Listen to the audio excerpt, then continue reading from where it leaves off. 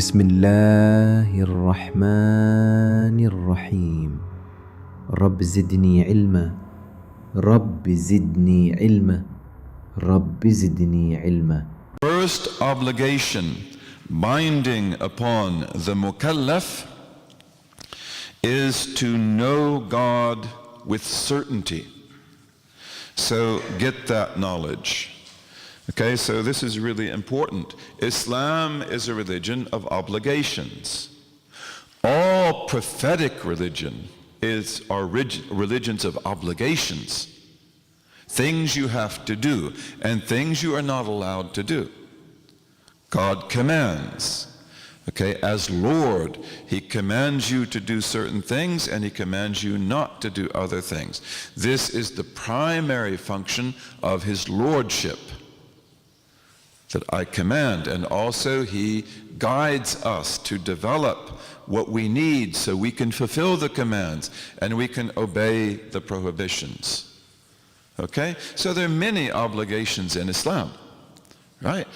You have to make wudu, but before you make wudu, you have to know about the laws of water. Can you use rose water, for example, to make wudu? Can you use salt water to make wudu? Okay, so you have to know the answers to those questions.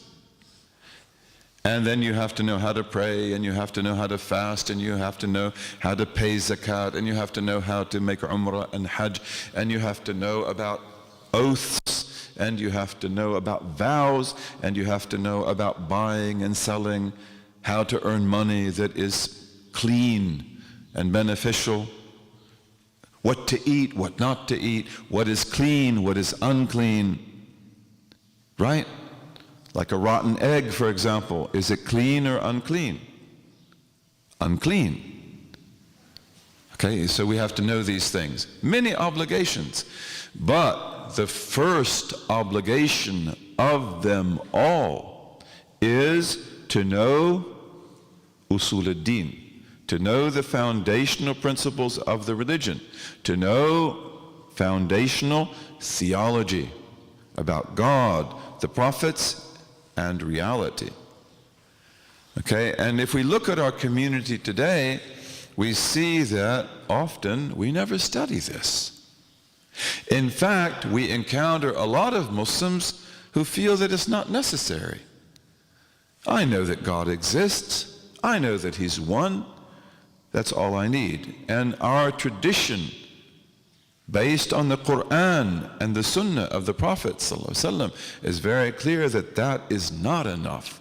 That is a very precarious path.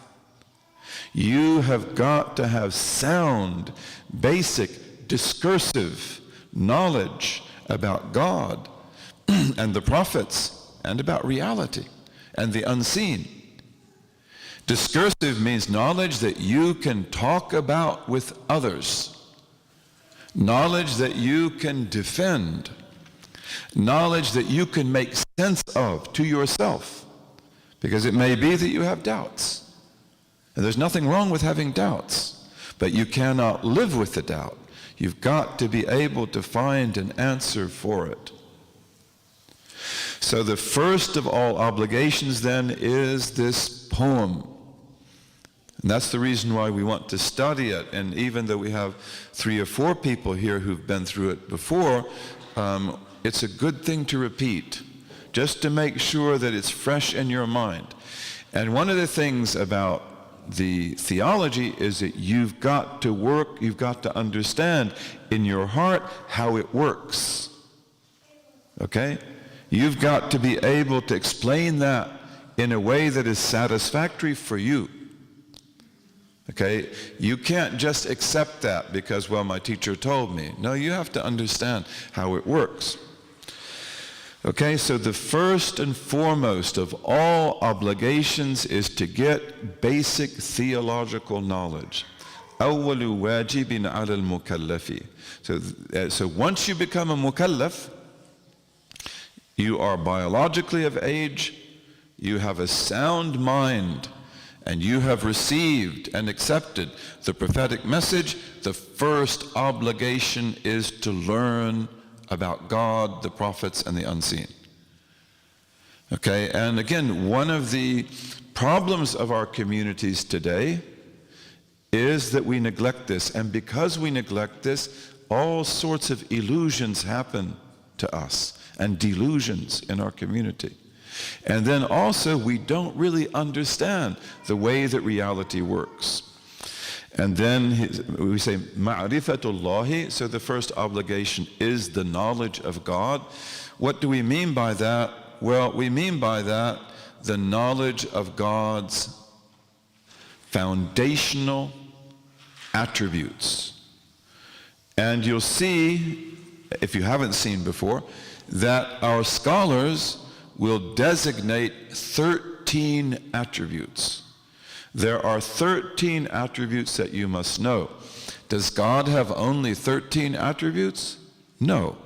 God has infinite attributes.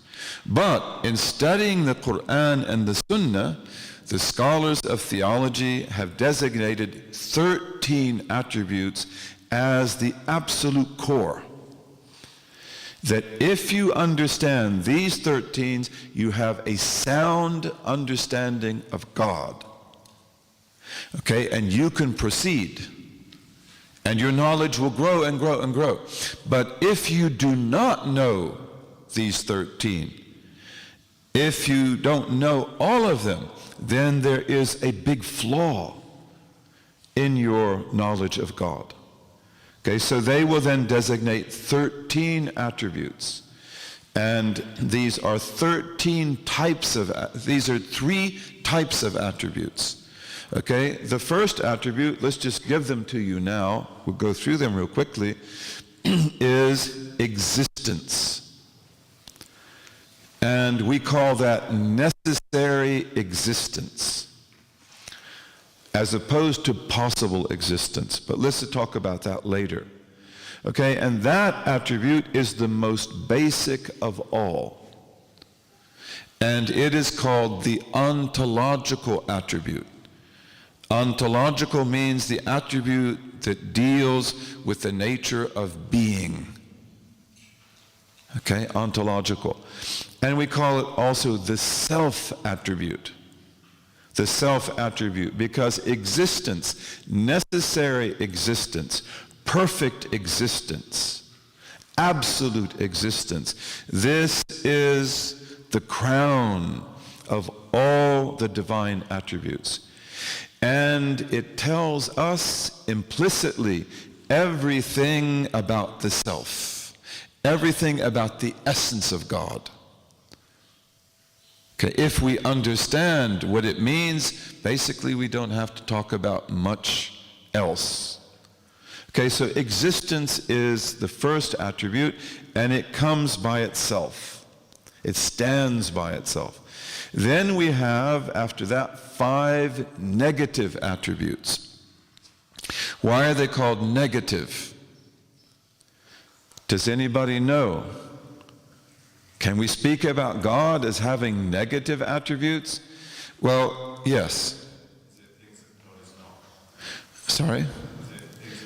Right, so these are called negative because they negate illusions pertaining to God. They are negative in that they negate things about God that are not valid. They're negations. They're put in affirmative language. He is this, that, and the other, but their meaning is really the negation of their contraries. So the 5 negative attributes are: 1, pre-existence. Pre-existence. What does the word pre-existence use? It's a good English word, but we don't use words like that very much anymore because we don't talk about God and we don't think about God. And we don't talk about temporality and we don't think about those things. We live a very mundane existence. Pre-existence. What do you understand by that? Yes? Right. So it means that God's existence has no beginning. No, so it says, it means no beginning. It negates beginning. You have a beginning. The universe has a beginning. Everything in the universe has a beginning, but God has no beginning at all. He is utterly different. He belongs to an utterly different order of being, perfect being, absolute being. Okay, so the first one is pre-existence. He pre-exists all things. Before the world, there is God. With the world, there is God. After the world, there is God. The second negative attribute is everlastingness. Everlastingness. Meaning that God has no end. It is the negation of an end and the possibility of an end. And one of the things that we will do as we develop our theology is to make a radical distinction between necessary being, which is the being of God, and between possible being, which is your being, your existence. You have a beginning, you have ends, but not God. He is utterly different. The third one is self-sufficiency. Self-sufficiency. Meaning that he has no what? No need. No need whatsoever. You know, you are nothing but needs, and you have this body so that you can fulfill the needs, right? You have a hand by which you can grasp and take hold. You have a thumb, you know, that enables you to pick things up. You have a mouth in which you can put food. You have teeth in which you can chew it. You're able to swallow it and digest it. You have eyes with which to see. But we are nothing but need and means to get those needs. And Allah has no need whatsoever. Okay, and the fourth is dissimilarity. Dissimilarity. Meaning that God is utterly unlike creation. Utterly unlike creation. There is nothing in creation that is his peer or his likeness or shares his attributes. He is utterly dissimilar, unlike his creation. They have a beginning, he has no beginning. They have ends, he has no end. They have causes, he has no cause. He is uncaused being. All right? And then the last of the negative attributes is oneness. Oneness. We affirm that God is one. Huwa al-ahad, huwa wahid. Okay, but when we say that, we mean that there is no other. So it is the negation of any other who is like him. Just as it is also the negation of all plurality in him, or multiplicity in him. He is utterly one. So these are the negative attributes. They're extremely important.